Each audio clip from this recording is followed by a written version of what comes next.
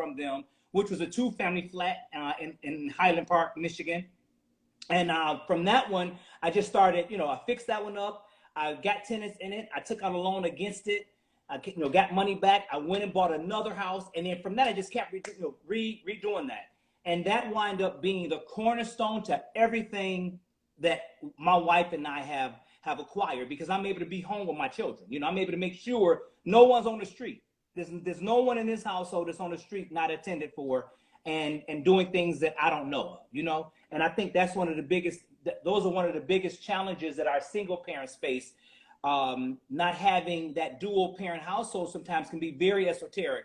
And that one parent, which is typically our mothers, they're doing 2 and 3 different jobs, and they're not able to manage those 2 and 3 different jobs and also be on top of those children and make sure they're doing the right thing. So that has been our biggest blessing, not knowing that we would need that to be in place for my wife and I to be in a position to be able to care for our children right now.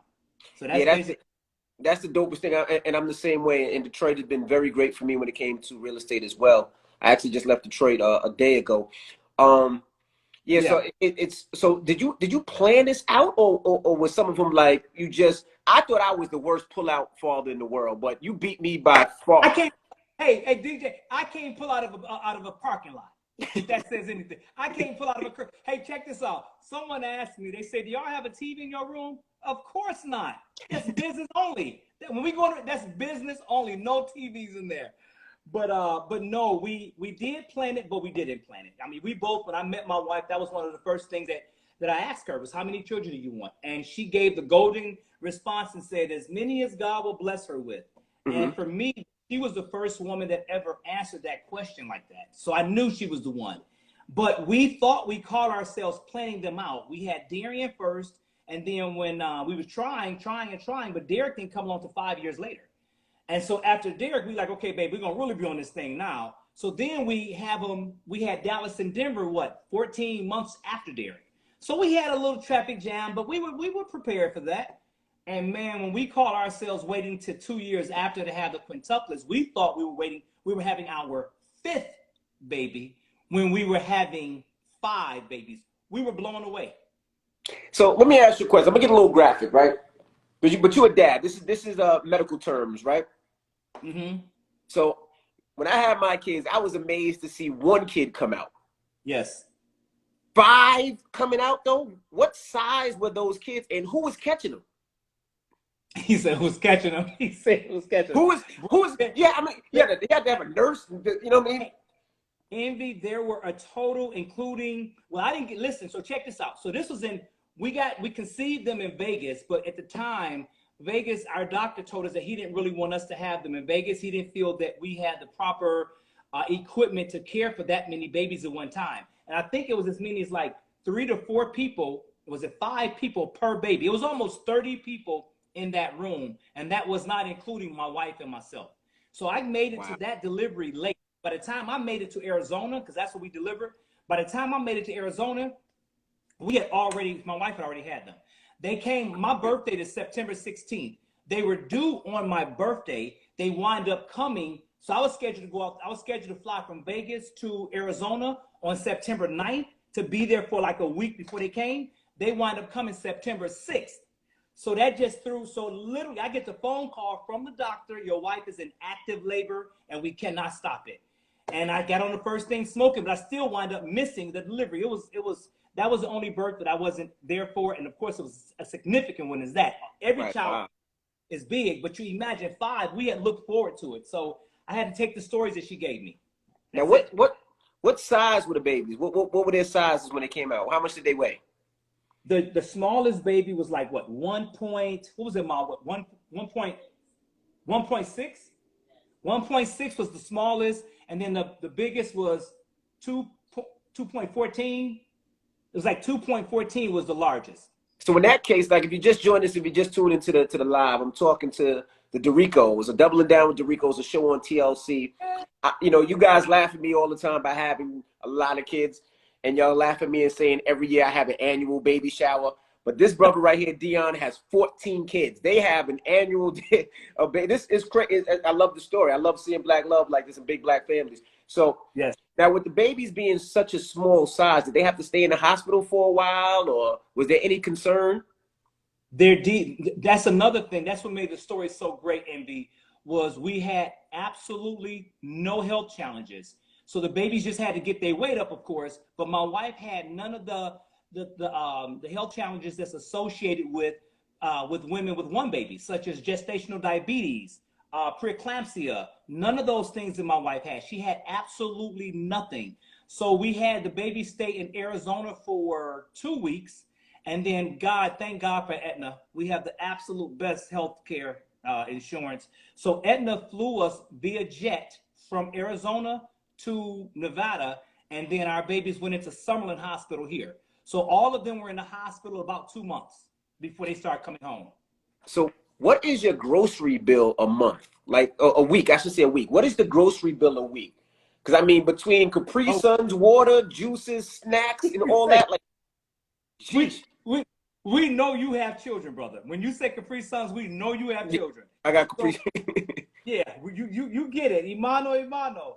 But so per week it's about, I guess, 800, 850, 900. I know a month I'm out of $3,500. Oh, just food. Just food. It's more than our mortgage. No lie, it's more than our mortgage bill.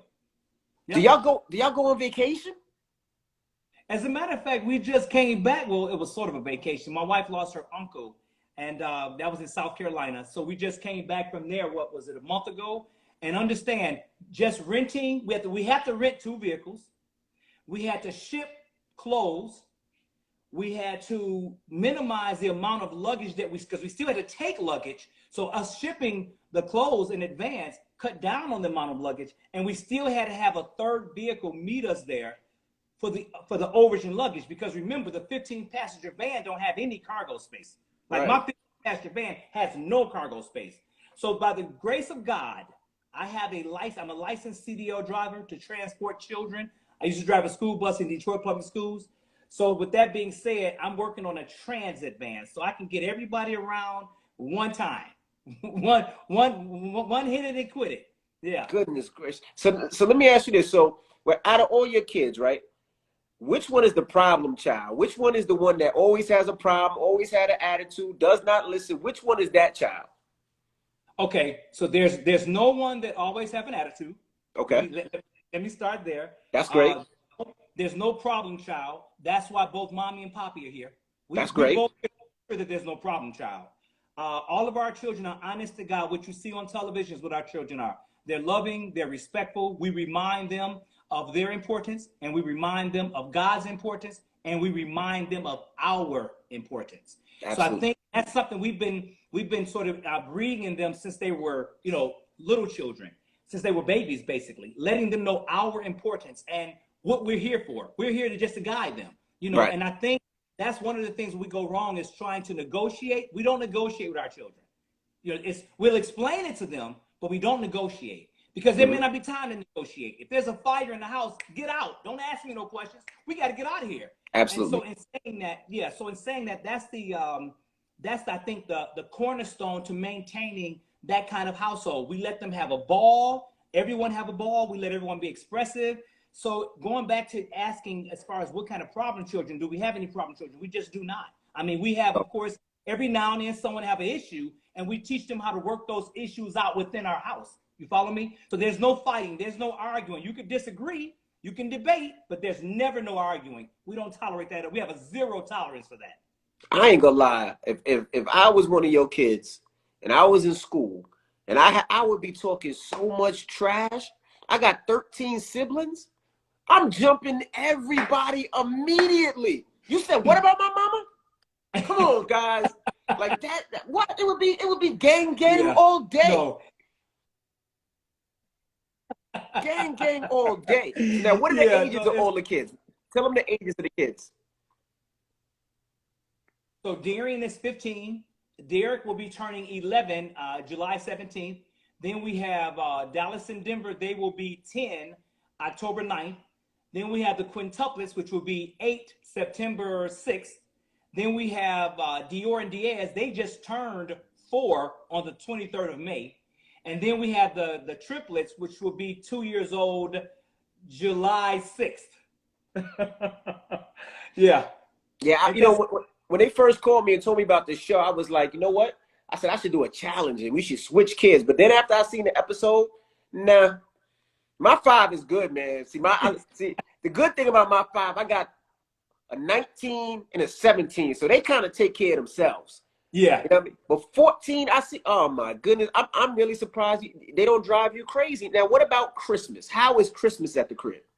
Christmas is crazy. That's why we haven't gotten to the Christmas episode. So you guys will see the Christmas episode in about what, 3?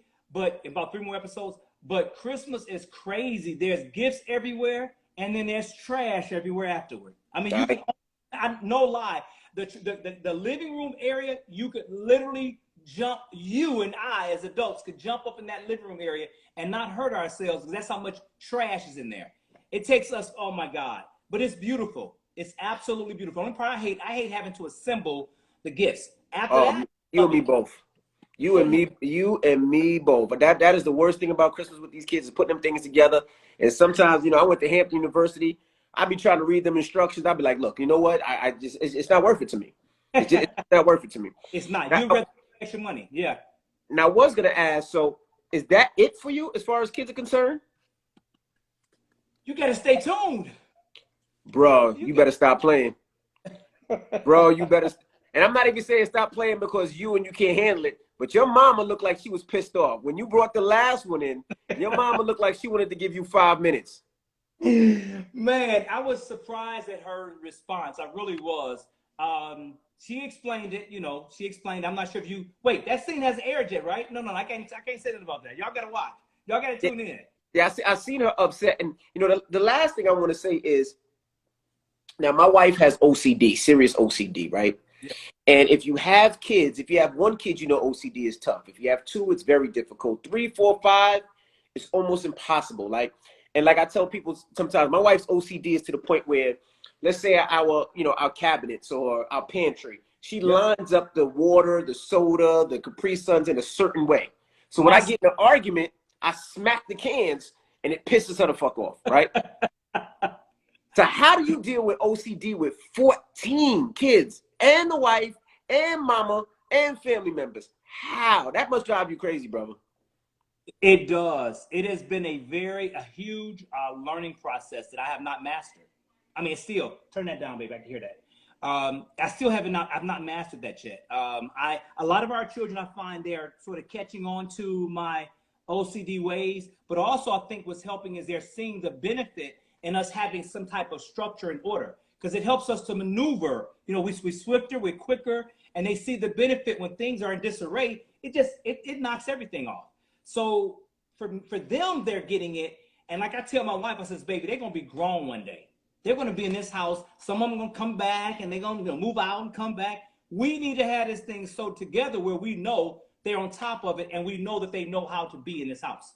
So she's sort of seeing it, it benefits us, but it's like, for me, it really does get on my nerve. I really hate at times that I have it. And when it comes to homeschooling, because we had the pandemic, and of course, all of us had to, all the parents had to homeschool and open up laptops. So you mean you have 14 laptops, 14 computers, 14 kids on school at the same time, 14 color this, 14 color that, 14 was 3 plus 2 was 2 times 2. Help me divide this. What is a whatever? 14 of them? Well, hey, some of them were young, but shoot, even if there's 10 of them. Exactly. But so no to the 14. We had about 9, which was still too much. But thank God my wife handles that department. I mean, I'm like the principal, right? I'm like the principal in the school. My wife she's boots on ground. I just sort of manage things from afar. Hey, boy, you better straighten up. Your mother's talking to you. But my wife is the one that's actually in the trenches getting them together. I mean, she does it on a religious basis. As a matter of fact, I just picked them up from tutoring today. They go to math tutoring every Thursday, which is great. I mean, it's a blessing. But having said that, my wife is the one that's doing every single thing with them. I do very little. I'm just overseeing, making sure that the classrooms are in order. My brother, well, good luck with everything. I'm going to stay tuned in. I ain't gonna lie. When I first seen it, I wasn't really into it like that because I was like, oh, they did in vitro. This is Octomom on steroids. But then when I heard the story that naturally had 14 babies and you guys are busting your ass and no, it's like a fear factor challenge with y'all. 14 kids, He put them in said, a house, no nanny, go. yeah. Like that is crazy. That is crazy. But I wish you guys the best, and I'll definitely be tuning in. 7 o'clock. What day is Tuesday? 7 o'clock. Well, no, it's doubling down with the Derricos every Tuesday on TLC, 10 o'clock Eastern time. Depending on what your cable provider is, but Eastern time, TLC, streaming on Discovery Plus. Doubling down with the Derricos. Episode 2 airs next week. All right. Well, we gonna have to get you, the wife, and the older kids on the Breakfast Club. I want them all up there. Let's talk. I want to have them all. We ready to be there, baby. We'll make it happen. Not the smaller ones. We want the older ones, the ones that can talk and all that. We want them all up there. I don't know if we got enough seats, so that someone got to stand. I think that would be a great show. But you don't. Yes. Hey, look, you don't have enough seats. I can tell you that right now. But no, that would be a great show. And it'll give you a chance to see them bust a move. And I got a couple of them that want to be singers and DJs. So I think we'll be able to let them do some spinning on the wheels of steel. They can do a little spinning on the wheels of steel themselves. There you have it. All right, brother. Well, I appreciate you, and I'll definitely tune in. And all you guys out there watching, definitely tune in. And I know where I'm gonna drop my kids off if they start driving me crazy. I'm gonna drop them right off at your house. I'm gonna ring the doorbell and I'm gonna run. We won't notice a difference. We won't notice a difference. All right, brother. I'll talk to you soon. You too, brother. Take it easy. All righty.